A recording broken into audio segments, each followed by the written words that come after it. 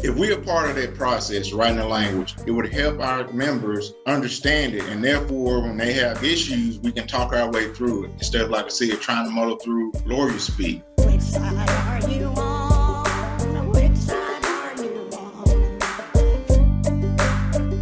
We are talking to Chris Mullins, Machinists Local 44 member, and part of their negotiating committee about their preparations for contract negotiation. Chris, thank you so much for taking the time to join us today. Thank you. So, the United Launch Alliance is a rocket manufacturer in North Alabama, in Decatur, and they've got a stellar success rate. None of their rockets have launched unsuccessfully, and that is thanks to the efforts of the workers who are organized into the International Association of Machinists and Aerospace Workers Local Lodge 44. We've been talking to them a lot over the last few months about ULA's vaccine mandate, their success in retaining membership, and they're coming up on contract negotiations. So I thought it'd be good to talk to one of the folks on their bargaining committee about that. So, Chris, let's start with this. Can you tell us how you were selected to be on the committee? I was nominated by my brothers and sisters, and an election was held, and I was part of the group of 5 to win, and that's how I was selected. So, a big bad union boss from across the country didn't come in and tell you who's going to be on the committee. Absolutely not. Our brothers and sisters select our committee. And so you're a worker. You're not somebody that is staff with a union. You're somebody who works at United Launch Alliance in Decatur, right? Yes, I am. What do you do at work? I'm a aerospace technician. Right now, I'm currently working on the new development Vulcan for ULA. So building the avionics and propulsion systems. Awesome. Very cool. A lot smarter than me, I can tell you that. So walk us through preparing for negotiations. You know, you're elected. What happens next? What does that look like? Well, we're elected. We're sent to Florida for training for a week to prepare with the other sites, other members of the negotiating committee, which for the local lodge, with the IAM, we have the launch sites in California and the launch site in Florida, and us here in Decatur. All 3 of us will be together negotiating our contract here in about 30 days. What do you learn at the training? Actually, they put us through some pre-negotiating test runs. We actually have someone come in and pretend to be the company, and we're working through our processes, how we get proposals, how we communicate doing all that. We're learning about the economic side of it. The writing language side of it, all that. They put us through that training in that 1 week. But that's what we did in Florida this past September.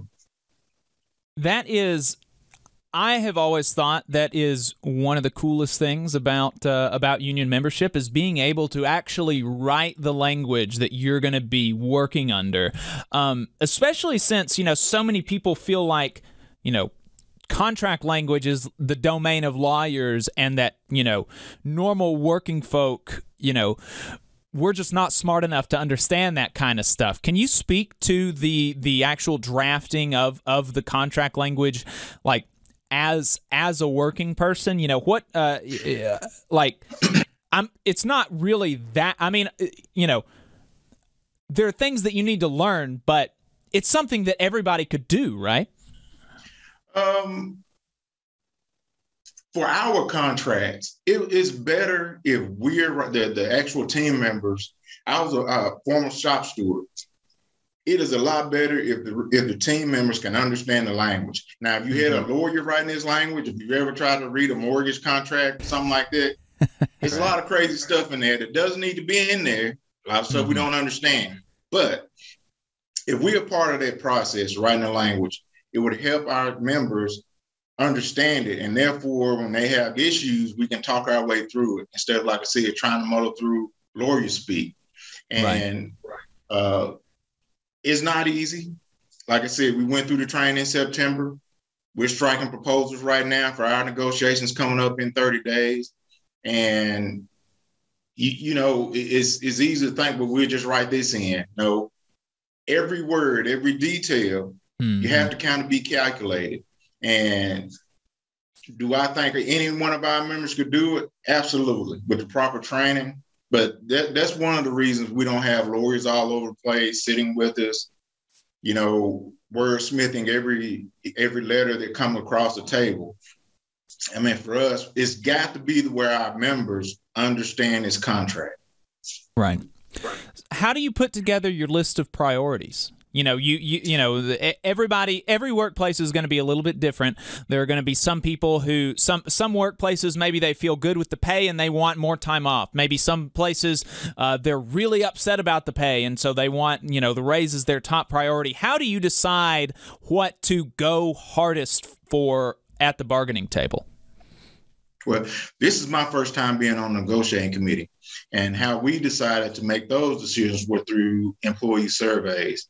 And we actually did 2, and we reviewed all the surveys, and we used whatever the highest percentage of the actions that our members wanted.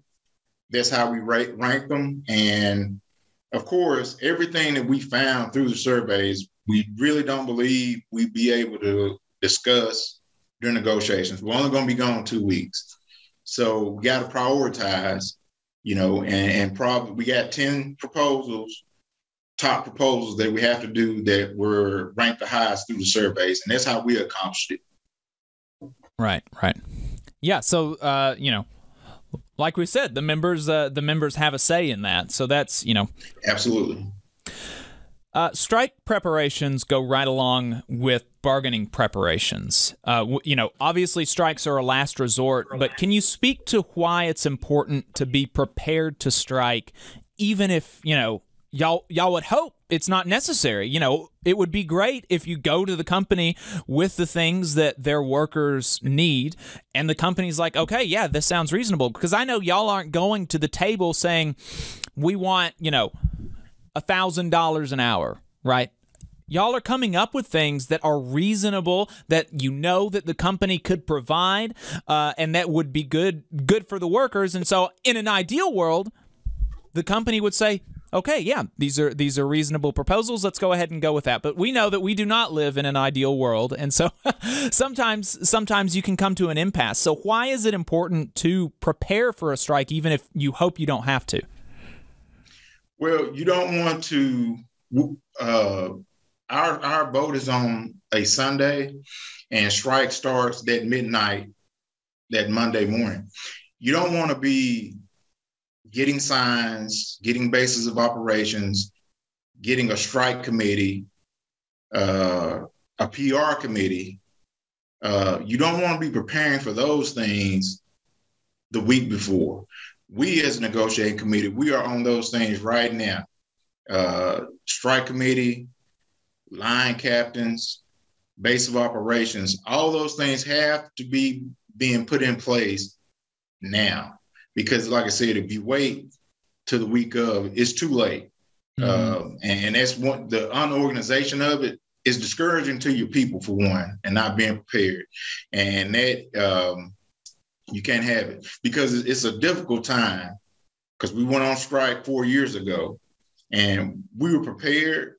But once again, the mindset changes for everybody in the body once you go on strike. And if the members see that the leadership isn't prepared, it's disheartening, and it makes it difficult for them to follow you. Absolutely. Yeah. It would be difficult for me to follow an unorganized leadership into a strike, knowing that, you know, I'm going to be forfeiting a lot of my pay. Obviously, you get strike checks, but that's not going to be the same as your check from work.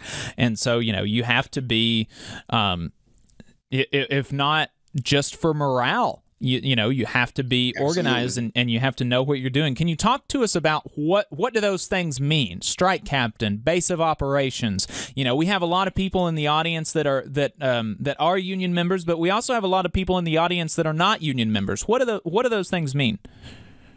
Okay, strike captain, strike committee. Like when we go on strike at midnight, who's going to be there? Who's assigning shifts? Who's going to be in charge of the people at the line? And the way we did it last time, we were 4-hour shifts. And of course, some people don't participate. As, some do. And you still got to man the lines 24 hours, every day. So you got to have somebody in charge of making sure that stays organized as well. And having a base of operations, we got to have somebody preparing food just in case someone is in that has a need for it. Somebody has to be in charge of those community services. Once again, lunch and food being prepared for the people out on the line. That's another assignment assigned to someone else. Like I said, it's several, the election committee, strike committee, the picket line committee. It's several different committees, and some of them, and for our group, are being combined because it'd be easier to work it that way. But as far as that, the strike and the picket committee, all this being handled right now, and we're preparing for it.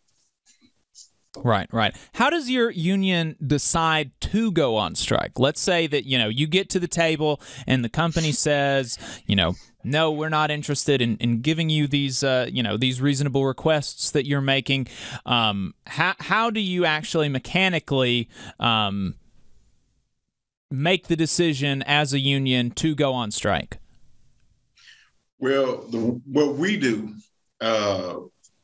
like I said, we're April 8th, we're going to negotiations. We'll be back April 25th. And that following Sunday, we as a negotiating committee will have our whole body together.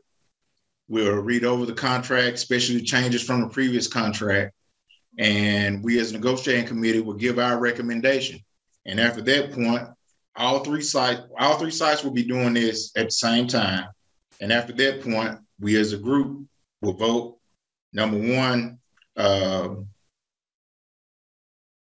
yes or no on the contract. And then there's another vote to strike or no strike. I know it's kind of confusing having both of those votes, but that's the way we do it. Mm-hmm. Right. Part of our bylaws. Yeah. So here again, it's not some big scary union boss from across the country coming and telling your workers, your members, to strike or not. It's y'all making that decision, right? No, sir. Our negotiating committee, us 5 members, we when we leave negotiations, we will have a recommendation when we leave Florida on whether to vote this contract in or to vote it down. And all 5 of us will have the same message. And all 5 of us will be speaking. The aerospace coordinator, he will be there, but we will be speaking to our members. And then they'll be making the decision whether they want to accept the contract or not, and whether to go on strike or not. Absolutely. Adam, did you have any questions for him about their preparations for negotiations? No, I just wanted to chime in to, thank you for joining. And I also wanted to just share with the audience, if you had any questions about how a union can operate democratically, how working class folks can get together as a group and do amazing things, just listen to what Chris told us tonight. I think that's a powerful testimony on how workers can come together and can do it democratically to improve their lives and the lives of their families and their community. So I'm just wishing you and all your brothers and sisters a very, very successful contract negotiation. And we hope that we can have some of y'all come on very soon to share good news about your contract. That's what I hope. Thank you. You just saw a clip from the Valley Labor Report. We are live every Saturday morning from 9:30 a.m. till 12:30 p.m. And we pride ourselves on keeping all of our content free to everybody so that we can talk to as many working folks as possible. If you support the work that we're doing, you think that it's important, you think that it's good, then consider making a monthly contribution to the project, and you can do that on our website, tvlr.fm.